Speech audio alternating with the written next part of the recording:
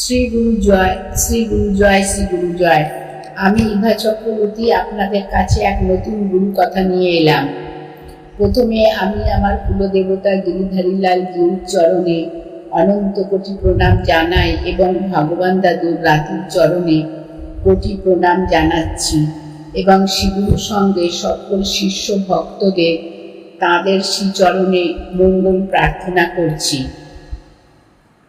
শ্রী শ্রী গুরুদেব তার প্রথম জীবনে বালি দিয়ে শিবলিঙ্গ তৈরি করে 108 কলসি জলে ওই লিঙ্গ স্নান করিয়ে পূজাও করেছেন কয়েকবার।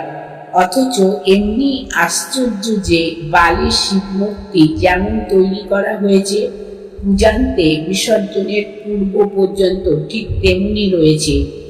বালি আদৌ ছড়িয়ে যায়নি বা জলে গলে যায়নি। এইরূপ পুজোর বিধান আছে বিন্দুসার তন্ত্রে।